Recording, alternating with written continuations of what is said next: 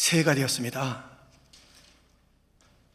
모두가 이 새해 그 첫 마음을 다 가졌을 것입니다. 첫 마음이 무엇입니까? 이 첫 마음을 이상한 마음으로 쓸데없는 것으로 품는 자 누가 있겠어요? 다 건실하고 귀하고 좋은 것으로 첫 마음을 품지요. 그런데 이 첫 마음을 잘 갖는 것도 중요하지만 끝까지 그 첫 마음이 이어지는 것, 계속되는 것, 그것도 중요하잖아요. 첫 마음이라는 글을 쓴 자가 있습니다. 1월 1일 아침에 찬물로 세수하면서 먹은 첫 마음으로 1년을 산다면, 학교에 입학하며 새 책을 앞에 놓고 하루 일과표를 짜던 영롱한 첫 마음으로 공부를 한다면, 사랑하는 사이가 처음 눈이 맞던 날의 떨림으로 계속된다면, 첫 출근하는 날 신발끈을 매면서 먹은 마음으로 직장 일을 한다면, 이 처음 마음이 귀한 마음, 그리고 그것을 계속 끝까지 하는 것, 또 귀하고 귀한 마음이 아닐 수가 없습니다. 처음의 것이 끝까지 잘 가는 것. 새해는 누가복음을 강해하려고 합니다. 주님의 이 말씀이 처음부터 끝까지 우리의 삶을 지배하고 인도하는 그런 마음을 우리가 갖게 되고 소원하고 기도하는 것입니다. 누가복음은 누가가, 바울과 더불어 선교의 여정에 함께했던 누가가, 그 의사 누가가 데오빌로 가카라는 자에게 이 복음을 전하는 것입니다. 그런데 이 데오빌로 가카에게 전하는 이 복음은 처음부터 받은 그 복음이 그대로 계속되는 것이지, 그 복음이 중간에 바뀌는 게 아니에요. 이런 복음, 저런 소식이 섞여서 바뀌고 새로워진다 복음이, 그런 것은 없어요. 복음은 그대로 언제나 동일한 복음인데, 데오빌로에게 이러한 도전합니다. 처음부터 끝까지 동일한 복음을 당신이 알고 있지만 그 복음을 좀 더 확실히 깊이 있게 알아야 합니다. 복음이 바뀐 것은 아니지만 더 깊이 있는 복음의 감격에, 그 지식에 빠지도록 도전을 주는 그 장면을 본문에서 보게 됩니다. 1절부터 다시 보면, 우리 중에 이루어진 사실에 대하여 처음부터 목격자와 말씀의 일꾼 된 자들이 전하여 준 그대로 내력을 저술하려고 붓을 든 사람이 많은지라. 그 모든 일을 그럼부터 자세히 미루어 살핀 나도 데오빌로 가카에게 차례대로 써 보내는 것이 좋은 줄 알았노니, 이는 가카가 알고 있는 바를 더 확실하게 하려 함이로다. 알고 있는 복음을 더 확실하게, 더 깊이 있게 그 복음을 만나야 된다는 것입니다. 여러분, 올 한 해도 여기서 복음이 증거될 것이에요. 다른 복음 없어요. 새 복음 없어요. 그 복음, 그 십자가의 그 복음이 계속 전해질 것이에요. 언제까지? 주님 오실 때까지. 그렇다면 우리는, 아니 내가 그 복음 다 아는데 뭐 익숙해 있는데 뭐 됐잖아, 다른 게 없다며? 여러분, 그 복음이 더 깊어져야 돼요. 복음의 눈이 떠져야 돼요. 복음을 깊이 만나야 돼요. 복음을 깊이 경험해야 돼요. 이 복음을 깊이 만난 자의 특징이 있습니다. 어떤 특징이냐? 데살로니가전서 1장 6절, 또 너희는 많은 환난 가운데서 성령의 기쁨으로 말씀을 받아 우리와 주를 본받은 자가 되었으니. 이 복음에 눈을 뜬 자, 복음을 만난 자는요, 이 복음이 기뻐요. 이 복음에 있는 그 주님을 닮고 싶어요. 그렇게 따라가는 거예요. 이 복음을 만나지 않은 자, 깊이 체험하지 않은 자는 올해의 신앙이 작년과 동일하고 10년 전, 20년 전 세례받을 때와 비슷한 거예요. 그냥 복음 내가 알아. 천국이 있는지 내가 알지, 지옥이 있는지 알지, 예수님이 날 구원했는지 알지, 그 아는 것뿐이에요. 그 십자가가 감격이 되고, 그 천국이 소망이 되고, 그 지옥에 대해서 다시 한번 각성하게 되고, 이 복음의 내용에 감사와 감격이 있어서 많은 환난과 어려움이 있어도 복음의 능력으로 그 모든 것을 이기는 그러한 삶, 그 복음의 주 예수를 닮아가기를 기뻐하는 그 삶, 걸음걸음이 더 깊어지고 달라지고 주 앞에 가까이 가는 그 삶.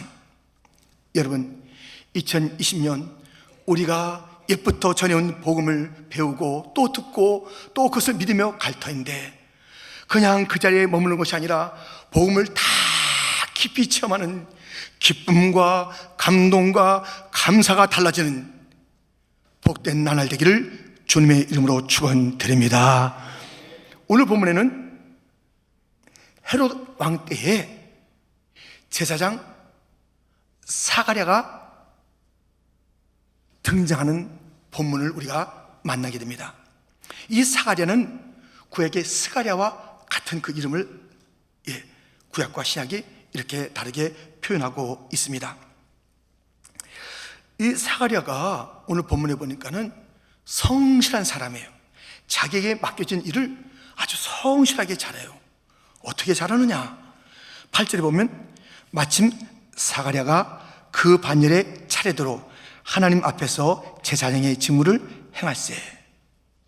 이 제사장의 직무를 할 때 내가 옛날에 하던 누가 했던 것을 들은 대로 하는 그냥 습관적인 아무 생각 없이 그 직무를 행하는 게 아닙니다. 난 이 일을 잘할 수 있어 하면서 나가서 그 일을 갖다 하는 것이 아닙니다. 하나님 앞에서 여러분, 우리의 모든 일은 누구 앞에서? 하나님 앞에서 하는 거예요.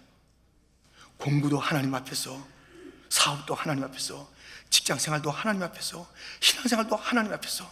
눈 가림으로 하면 안 돼요. 아무도 보는 사람 없는데 누가 봐. 하나님 보시잖아요.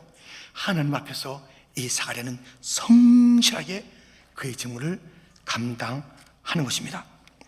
그런데 하나님 앞에서가 일할 때 하나님 앞에서가 어디서 왔느냐? 그 삶 자체가 하나님 앞이에요. 그러니까 일을 갖다 하나님 앞에서 직무를 해야 하는데 그 전부터 그의 삶 자체가 전체가 하나님 앞이라고 오늘 보면 5절 6절에 이렇게 일러주고 있습니다. 유다왕 헤롯 때에 아비야 반열에 제사장 한 사람이 있었으니 이름은 사가랴요 그의 아내는 아론의 자손이니 이름은 엘리사벳이라. 6절 같이 읽겠습니다. 이 두 사람이 하나님 앞에 의인이니 주의 모든 계명과 규례대로 흠이 없이 행하더라. 삶 전체가 하나님 앞이고, 그래서 어떠한 영역과 어떠한 일을 하든지 그 또한 하나님 앞이에요. 성실하게 자기의 직무를 하나님 앞에서 행했던 사가랴, 그 아내 엘리사벳과 더불어서 하나님 앞에서 살아갔던 자들입니다. 이 부부가요 얼마나 좋아요. 같이 그 믿음에 하나님 앞에 그 말씀이나 그 모든 일들 가운데 성실하게 흠없이 지켜나가는 신앙의 아름다운 부부입니다. 많은 가정의 그 부부가 신앙이 같지가 않아서 갈등이요 안타까움입니다.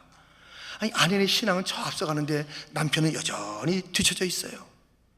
이 남편은 뜨거운데 아내의 신앙이 냉랭해요. 거기서 오는 그런 갈등과 아픔이 다 있잖아요. 올 한 해 각 가정의 그 믿음이 하나가 되기를 원하는데 저 아래쪽으로 하향 쪽으로 하나가 아니라 상향 쪽으로 하나 되는 그런 각 가정 부부의 신앙, 그 축복이 있기를 축원합니다. 이렇게 이 두 부부는요 하나님 앞에서 그렇게 신앙생활 잘했어요. 그런데 환경은 좋은 환경이 아니었습니다. 헤롯 왕 때라니까요. 헤롯 왕이 통치하고 있는 그때 그 특징을 어둠이라고 해야 돼요. 어둠. 그 공고함, 추함, 공의가 없어요. 공의가 없는 그 속에서 그 통치 가운데 있는 모든 사람들이 함께 힘드는 그러한 환경과 상황이 사가랴와 엘리사벳의 환경입니다. 이 밖에가 환경이 어려울 뿐만 아니라 자기 자신들도 버겁고 힘겨운 시간을 보내는 거예요. 그들에게는 자녀가 없습니다. 그들의 그 몸은 점점 늙어가는 여러 이제 소망들을 내려놓을 수밖에 없는 그런 상황 속에서 신앙생활을 잘하는 거예요. 좋을 때 신앙생활 잘하는 거 누군들 할 수 있겠지만 안팎으로 어려울 때 신앙을 하나님 앞에서 잘 지켜나가고 주어진 일들마다 성실하게 하는 것 쉽지 않잖아요. 이렇게 어려운 환경 속에서도 신앙의 올곧은 길을 가는 이 사가랴가 놀라운 일을 만납니다. 놀라운 일이란 무엇이냐면 주의 사자 천사를 만나는 거예요. 주의 사자 천사를 만나게 되는데 그 천사가, 그 사자가 사가랴에게 이런 말을 들려줘요. 13절 상반절에 천사가 그에게 이르되 사가랴여 무서워하지 말라. 사가랴여 무서워하지 말라. 한국어 성경에는 사가랴여 무서워하지 말라. 원어 성경에는 무서워하지 말라 사가랴여. 먼저 무서워하지 말라는 말씀이 나와요. 이 무서워하지 말라, 우리가 그냥 지나칠 수 있는 그런 말이 아닙니다. 왜냐하면 400년 동안에, 말라기 선지자 이후 400년 동안에 하나님께서는 어떤 선지자도 보내지 않았어요. 어떤 말씀도 전해주지 않았어요. 그냥 예언된 그 말씀, 구약에 그 말씀이 있을 뿐이에요.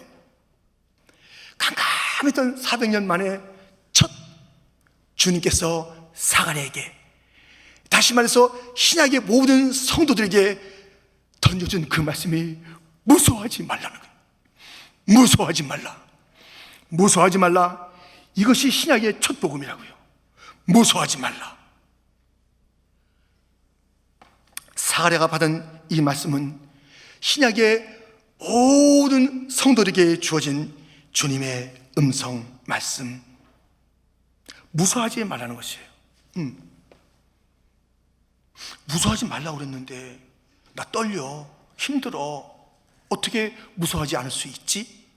라는 질문이 있지 않겠습니까? 주님께서는 이 사가랴가, 또 신약의 모든 성도들이 무서워하지 않는 삶을 살아라, 두려워하지 않는 삶을 살아라 말씀하시는 그 주님께서 무서워하지 않을, 당당하게 담대하게 살 수 있는 그 말씀을 함께 해주는 거예요. 너희가 무서워하지 않을 이유가 있다. 담대하게 살 수 있는 길이 있다. 그냥 수상적으로 무서워하지 말라고 말씀하신 것이 아니라 구체적으로 무서워하지 않을 그 메시지를 사가랴에게도 주고 우리에게도 준 것입니다. 무엇일까요? 들어보시고 이 말씀을 나의 것으로 삼는다면 우리는 이제 무서워하지 않아도 돼요. 두렵지 않아요. 주님께서 원하시는 대로 무서움 없는 삶을 살 수가 있습니다. 어떻게 해서 우리는 무서워하지 않을 수 있을까요? 첫 번째, 내가 너를 기억하고 있다 라는 말씀이 있기 때문입니다. 13절 상반절을 다시 보면 천사가 그에게 이르되 사가랴여 무서워하지 말라. 말씀드렸죠? 무서워하지 말라가 먼저고 사가랴여, 무서워하지 말라 사가랴여. 사가랴여, 이 말의 뜻은 무엇이냐면 내가 너를 기억하고 있다. 사가랴의 뜻이 그거예요. 무서워하지 말라, 내가 너를 기억하고 있다. 지금 이 말씀을 들려주는 거예요. 무서워하지 마 사가랴여. 우리 모두가 사가랴야. 우리 모두가요. 무서워하지 마라, 내가 너를 기억하고 있다. 이 사가랴의 삶은 캄캄이라니까요. 헤로스의 통치가 있습니다. 자기 자신들은 점점 힘들고 어렵습니다. 점점 몸이 말을 안 듣는 그런 상황 속에서 어떻게 하든지 살고 있지만은 갑갑한 거예요. 답답한 거예요. 왜냐? 주의 음성이 들려졌던 것은 400년 전이거든요. 그 다음에 아무 말씀이 없는 거예요. 아니, 주님의 약속이 있었는데 메시아가 온다는 그것은 어떻게 된 것이며, 우리 이 이스라엘 백성들은 어떻게 되는 것이며, 뭐 이스라엘 회복? 이런 얘기가 있는데 무슨 회복이 있을까?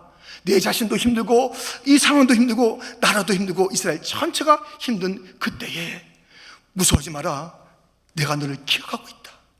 내가 너를 기억하고 있다는 것이에요. 아니, 이 깜깜한 속에서 나는 잊혀진 존재 같은데 나를 기억하고 있다니 사가랴야 불러주는 거예요. 아브라함과 사례가 하나님의 약속을 받았습니다. 그 자손에 대한 약속을 받았습니다. 그런데 시간이 지납니다. 몸은 점점 늙어갑니다. 그래서 그들이 생각합니다. 잊으신 거 아닌가? 이게 뭔가, 아니, 그 자녀에 대한 그것이, 이게 지금, 맞아. 우리가 하면 돼, 우리가. 이 미래를 우리가 만들면 되잖아. 우리가 붙잡으면 되잖아. 누구한테 맡기겠어? 이거 뭐 지금 생각도 안 하시는 것 같은데, 하나님은. 우리가 잡고 나가자고. 잡은 게 뭐예요? 아갈을 잡았어요. 자기들의 손으로 하나님의 약속을 자기들의 손으로 이뤄보겠다고 그렇게 한 겁니다. 왜? 하나님이 자기들 잊은 것 같기에. 아니잖아요. 하나님은 잊지 않았잖아요. 하나님은 자기의 약속을 잊지 않으십니다. 하나님은 자기의 백성들을 잊지 아니하십니다.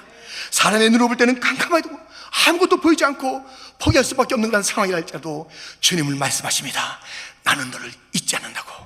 이 말씀을 보세요. 이사야 49장 14절 15절. 오직 시온이 이르기를 여호와께서 나를 버리시며 주께서 나를 잊으셨다 하였거니와 여인이 어찌 그 젖먹는 자식을 잊겠으며 자기 태에서 난 아들을 긍휼히 여기지 않겠느냐. 그들은 혹시 잊을지라도 나는 너를 잊지 아니할 것이라. 할렐루야. 지금 캄캄하세요? 지금 어려우세요? 지금 아무런 그런 조짐이 보이지 않으세요? 이제 답답한 그런 나락에 빠져 있으세요? 사망의 음침한 골짜기, 그렇게 얘기할 수밖에 없는 그 골짜기세요? 여러분들 잊지 마세요. 그 속에서 이렇게 말하는 마귀의 음성이 있어요. 너 그만 기다려. 너 하나님이 너를 생각하겠냐? 지금 네 상황을 봐라. 네 환경을 봐라. 하나님이 생각하는 환경인가 봐라. 캄캄하잖아. 실패잖아. 너도 싫어하겠다. 야, 너 스스로 네가 생각해봐. 너 좋나? 너 네 남편도 무시해. 네 아내도 안 좋아해. 네 자녀도 너라면 머리를 흔드는 거야. 너가 무슨 대단한 존재라고. 뭘 기다려? 이제 그만 마음을 접어. 기다릴 거 없어. 그냥 푹푹 한숨 계속 쉬라고 하는 그런 사탄의 음성이 있을 때에 하나님의 음성을 들으십시오. 나는 너를 잊지 않는다. 나는 너를 기억하고 있다. 이것이 진리입니다. 환경이 진리가 아니에요. 사탄의 음성이 진리가 아니에요. 내 내면에 솟구치는 그런 모든 그런 생각들이 진리가 아닙니다. 진리가 있습니다. 내가 너를 잊지 않는다. 너는 사가랴야. 무서워하지 말아라. 사가랴야. 우리에게 주님께서 들려주십니다. 사가랴. 잊지 않는 내 아들 내 딸아, 무엇이 두려우냐? 내가 너를 놓지 않는데, 내가 너를 잊지 않는데, 내가 너를 기억하고 있는데, 내가 너를 생각하고 있는데, 내가 잠도 안 자고 졸지도 않으면서 너를 생각하고 있는데, 우리 주님께서 두려워하지 않을 이유를 일러주고 있으니 내가 너를 기억한다. 사가랴.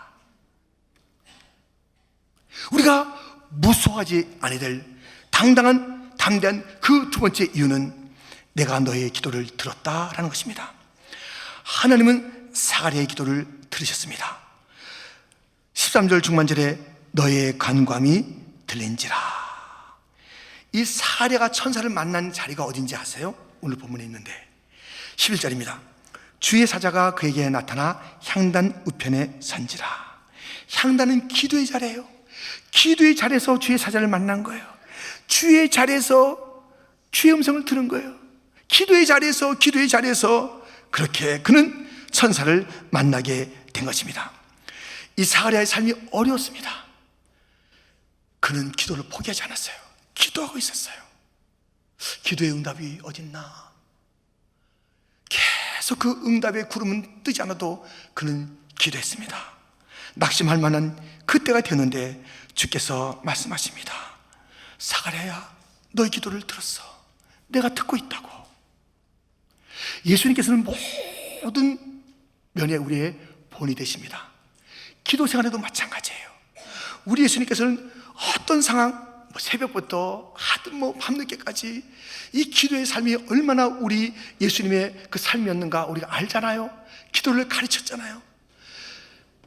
가장 어려울 때, 다 어려운 상황이지만 나사로가 죽었을 때도 우리 예수님은 기도하시면서 우리에게 이렇게 이렇게 일러주신답니다.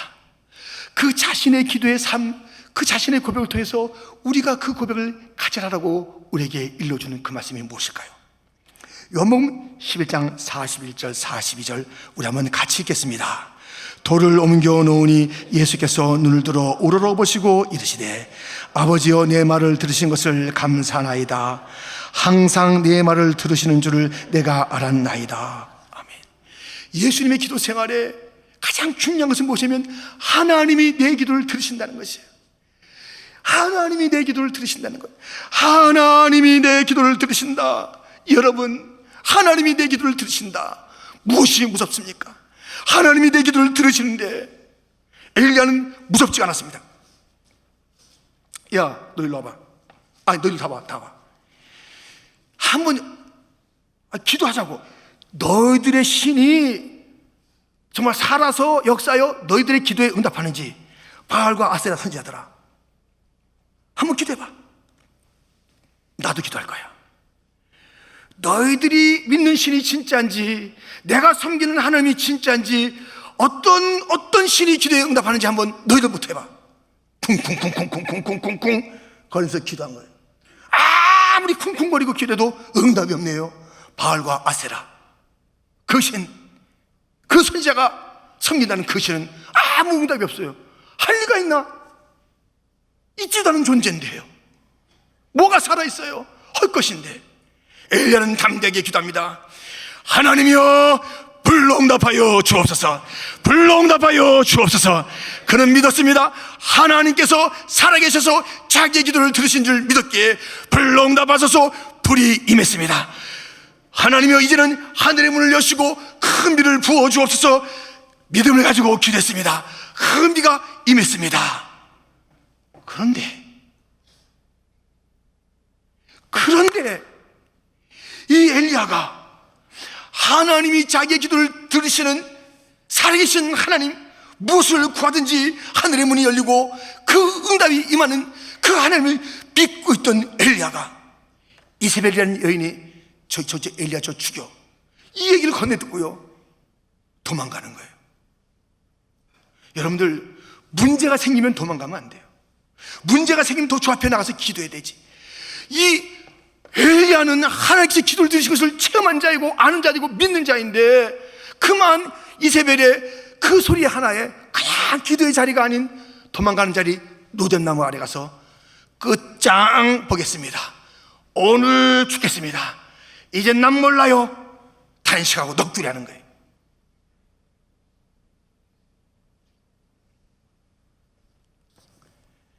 하나님이 나의 기도를 들으신다라는 그 믿음이 사라진 거예요. 연초에 우리가 특세를 했습니다.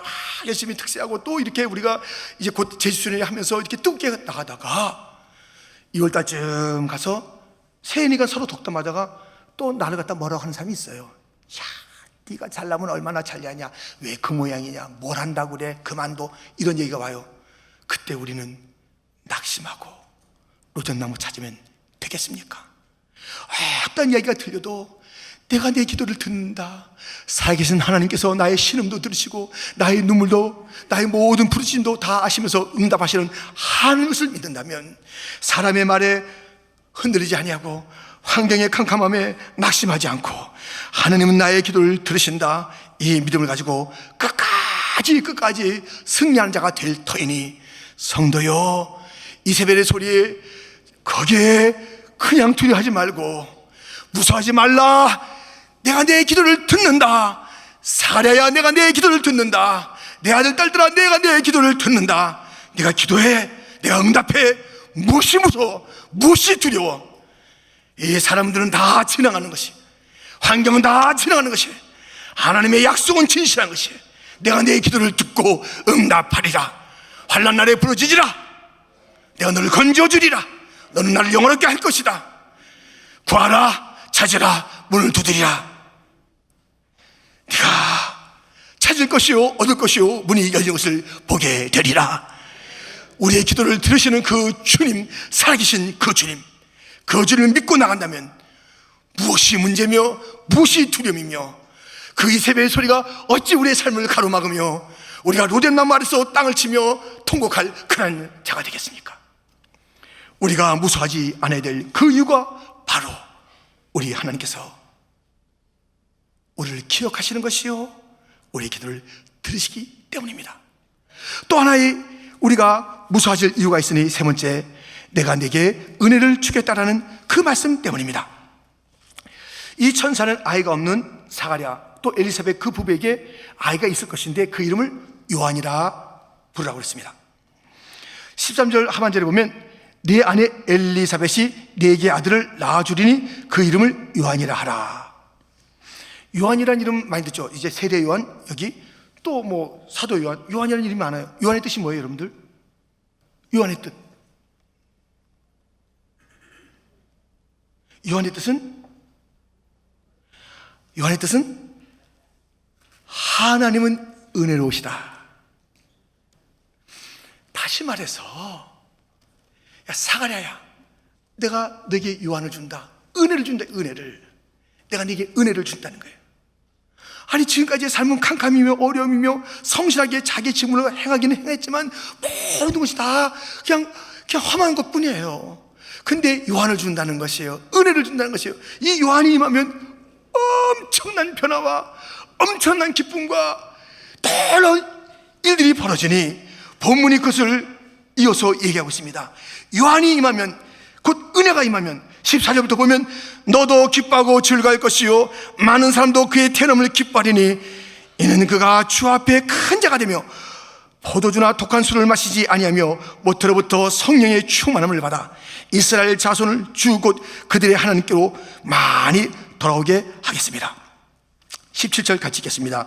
그가 또 엘리야의 심령과 능력으로 주 앞에 먼저 와서 아버지의 마음을 자식에게 거스리는 자를 의인의 슬기에 돌아오게 하고 주를 위하여 세운 백성을 준비하리라. 아멘.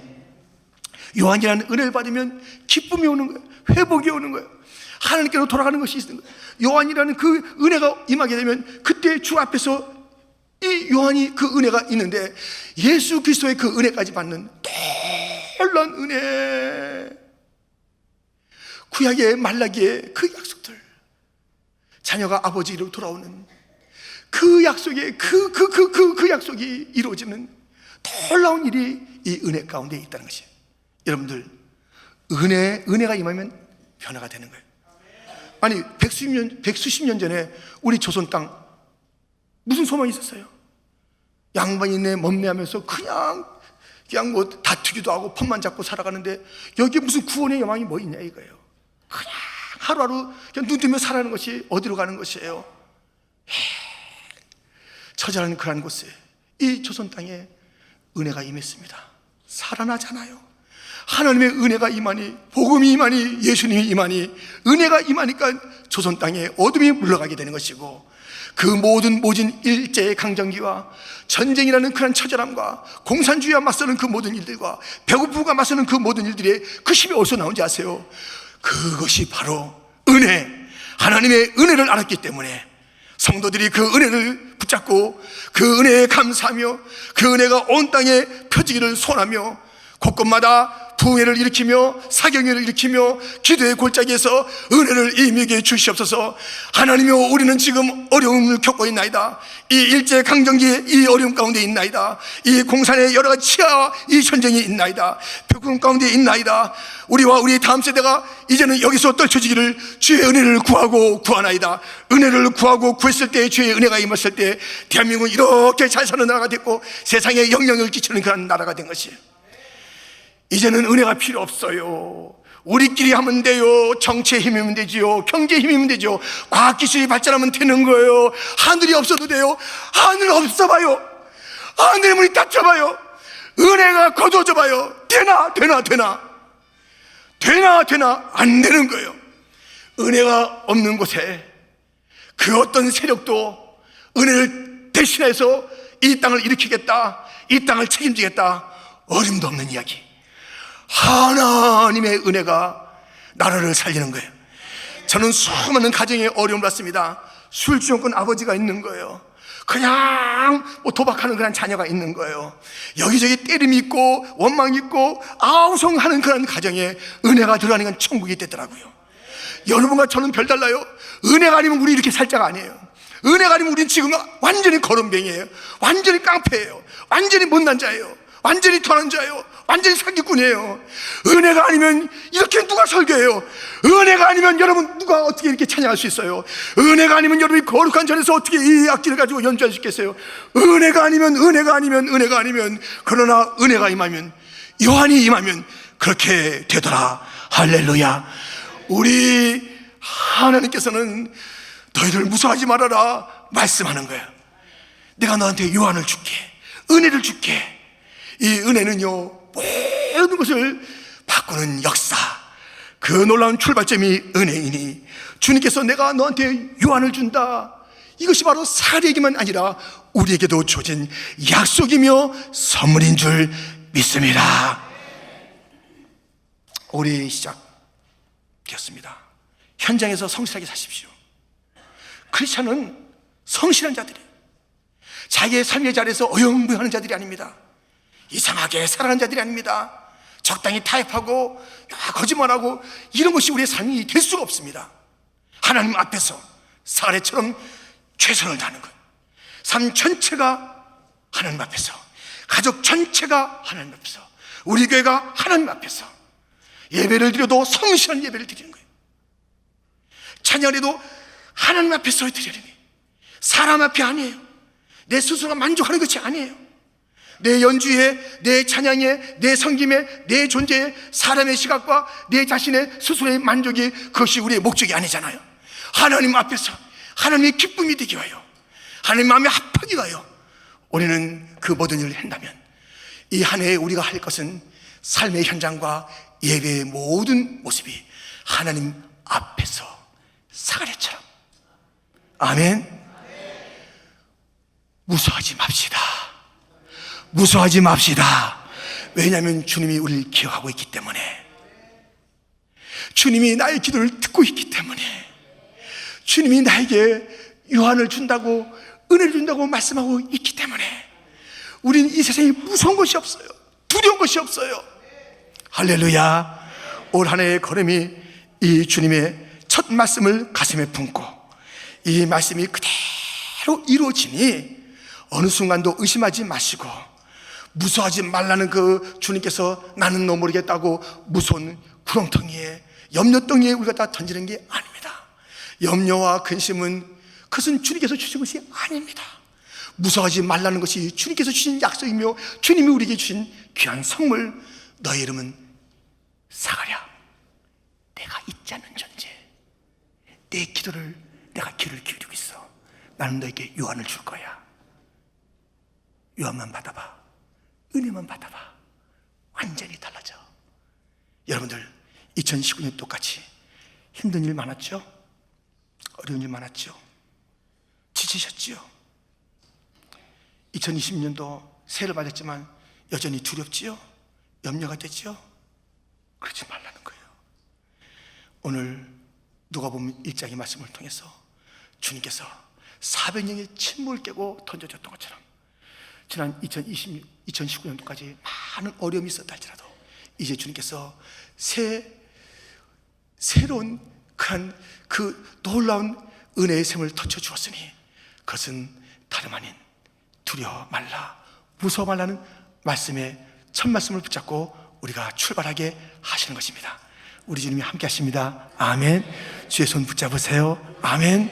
주님을 바라보세요. 아멘.